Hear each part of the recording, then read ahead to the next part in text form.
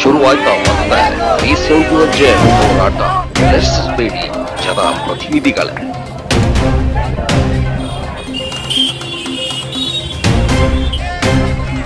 Article 371 J ಜಾರಿಗೊಳಿಸಿ.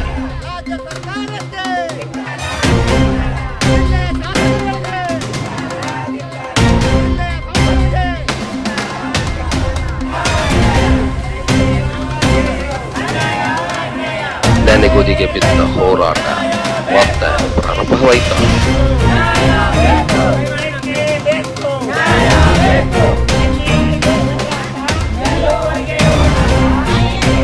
ಯಾರಿಗೆ ಲಾಭ, ಯಾರಿಗೆ ನಷ್ಟ?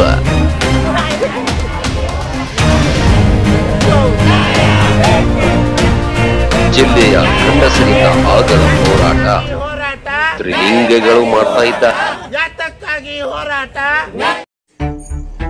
ಸಾಯಂಕಾಲ ಎಕ್ಸ್ಪ್ರೆಸ್ ಯಾರ ಪರವೂ ಅಲ್ಲ, ಯಾರ ವಿರುದ್ಧವೂ ಅಲ್ಲ. ಇದು ಜನಪರ. ದೀಪದ ಕೆಳಗಡೆ ಕತ್ತಲು. ಹಾಗೆ ವಿಜಯಪುರ ಜಿಲ್ಲೆ ಒಂದಿಲ್ಲ ಒಂದು ರೀತಿ ಅನ್ಯಾಯಕ್ಕೆ ಒಳಪಡ್ತಾನೆ ಇದೆ. ಇದು ದಶಕಗಳ ಕಹಾನಿಯಾಗಿದೆ.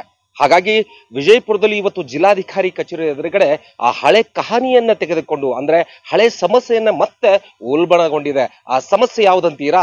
371 ಜೆ. ಈ 371 ಜೆಗಾಗಿ ಇಡೀ ಕರ್ನಾಟಕದಲ್ಲಿ ವಿಜಯಪುರ ಜಿಲ್ಲೆ ಹಿಂದುಳಿದ ಜಿಲ್ಲೆಯಾಗಿ ಉಳ್ಕೊಂಡಿತ್ತು. ಈ ಹಿಂದುಳಿದ ಜಿಲ್ಲೆ ಎಲ್ಲ ಸಮುದಾಯಗಳಿಗಾಗಿ, ಎಲ್ಲ ಮಕ್ಕಳಿಗಾಗಿ, ಎಲ್ಲ ವರ್ಗದ ಜನರಿಗಾಗಿ ಹೋರಾಟ ಈ ಹಿಂದೆ ಸುಮಾರು 40 ವರ್ಷಗಳ ಹಿಂದೆ ಹೋರಾಟ ಮಾಡಲಾಗಿತ್ತು. ಆ ಹೋರಾಟ ರಾಜಕೀಯ ಹಿತಾಸಕ್ತಿಗಳ ಕೈಯಿಂದ ನಲುಗಿ ಹೋಗಿತ್ತು. ಅದು ಯಾವುದೇ ರೀತಿ ಹೋರಾಟಕ್ಕೆ ಫಲಶ್ರುತಿ ಆಗಲಿಲ್ಲ.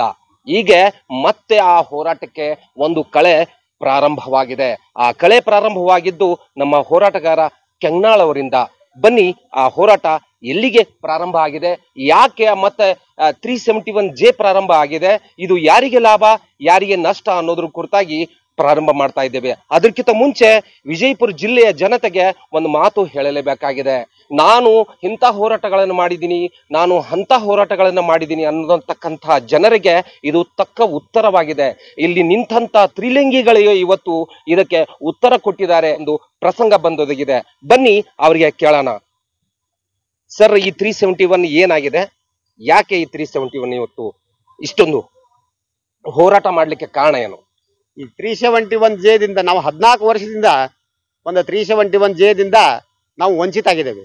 ನಿಮ್ಗೆ ಹೇಳ್ಬೇಕಂದ್ರೆ ಅವಾಗೆಲ್ಲ ಹೈದರಾಬಾದ್ ಕರ್ನಾಟಕ ಬಂದ ಕಾಂಗ್ರೆಸ್ ಸರ್ಕಾರ ಏನ್ ಮಾಡಿತು, ಕಾಂಗ್ರೆಸ್ ಸರ್ಕಾರ ಮಾಡಿದ ಹೊತ್ನಾಗ ಈ ನಮ್ಮ ಜಿಲ್ಲೆಯ ಜನಪ್ರತಿನಿಧಿಗಳು ಅದಕ್ಕೆ ವ್ಯತಿರಿಕ್ತವಾಗಿ ಇದು ಮಾಡಲಿಲ್ಲ, ಸ್ಪಂದನೆ ಮಾಡಲಾರ ಸಂಬಂಧ ನಾವು ಇಲ್ಲಿ ಬಿಜಾಪುರ ಜಿಲ್ಲೆಯ ಜನರು ಹಿಂದುಳಿದ ಅಂತ ನಾ ಹೇಳಕ್ ಇಷ್ಟಪಡ್ತೀನಿ. ಹೇಳ್ಬೇಕಾದ್ರೆ ಇದು ಹಿಂದುಳಿಲಿಕ್ಕೆ ಪ್ರಮುಖವಾದಂತಹ ರಾಜಕೀಯ ಹಿತಾಸಕ್ತಿಗಳು ಅಂತ ಹೇಳಿದ್ರಿ, ಆಗ್ಲೇ ಬಹಳ ಚೆನ್ನಾಗಿ ಹೇಳ್ತಾ ಇದ್ರಿ. ಅದರ ಬಗ್ಗೆ ಸಂಪೂರ್ಣ ಮಾಹಿತಿ ಕೊಡಿ. ಈ 371 ಜೆ ನಿಂದ ಕೈ ಯಾಕೆ ಬಿಡ್ಲಾಯ್ತು, ಇದಕ್ಕೆ ರಾಜಕೀಯ ಹಿತಾಸಕ್ತಿ ಕೊರತೆ ಯಾಕಾಯ್ತು ಅಂತ? ಈ 371 ಜೆ ಹಿತಾಸಕ್ತಿ ಬಿಡಕ್ ಕಾರಣ ಇಷ್ಟೇ ರೀ.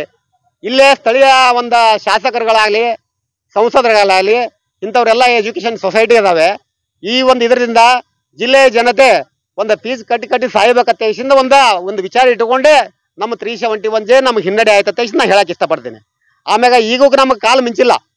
ಈಗ ನಮಗೆಲ್ಲ ಸರ್ಕಾರಿ ಕಚೇರಿಗಳು ಆಗ್ಬೇಕು, ಸರ್ಕಾರಿ ನೌಕರಿ ಸಿಗಬೇಕಂದ್ರೆ ಈ 371 ನೋಡ್ರಿ ನೀವು, ಗುಲ್ಬರ್ಗ, ಕೊಪ್ಪಳ ಇವೆಲ್ಲ ಜಿಲ್ಲೆಗಳು ನೋಡಿದ್ರೆ 80% ಅವ್ರಿಗೆ ಇದು ಇದಾವೆ, ಮೀಸಲಾತಿ ಇದೆ ಮತ್ತು ಅದಕ್ಕೆ ಫಂಡ್ ಇಟ್ಟಿದೆ.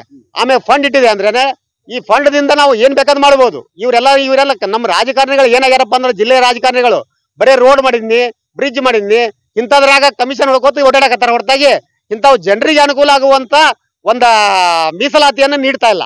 ಈ ಮೀಸಲಾತಿ ನೀಡೋದ್ರಿಂದ ಏನಾಗತ್ತಪ್ಪ ಅಂತಂದ್ರೆ ಜನರಿಗೆ ವಿದ್ಯಾಭ್ಯಾಸಕ್ಕಾಗಿ ಅನುಕೂಲ ಆಗತ್ತೆ, ಅವರಿಗೆ ನೌಕರಿ ಸಲುವಾಗಿ ಅನುಕೂಲ ಆಗತ್ತೆ, ಎಲ್ಲಾ ರೀತಿಯಿಂದ ಆಯಾಮಗಳು ಅನುಕೂಲ ಆಗ್ತವೆ.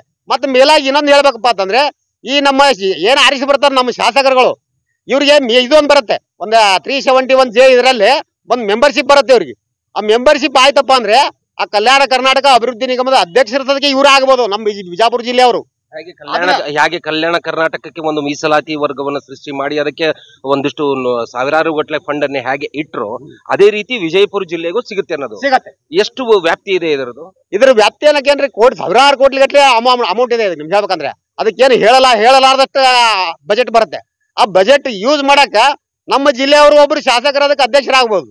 ಅದನ್ನ ಸದಕ್ಕೆ ನಮ್ಮ ಜಿಲ್ಲೆಯ ಶಾಸಕರು ತಪ್ಪಿಸ್ಕೋತಾರತ್ತಂದ್ರೆ ನಾವು ಎಲ್ಲಿವರೆಗೆ ನಾವು ಹಿಂದುಳಿದ ನಮ್ಮನ್ನ ಎಷ್ಟು ಹಿಂದುಳಿಯಾಕತ್ತಾರ ಅವರು ಎಷ್ಟು ಹಿಂದುಳಿತಾಗತ್ತ ಇದು ನೋಡಕ್ಬೇಕು ನಿಮ್ಗೆ ಆಗ್ಬೇಕಂದ್ರೆ.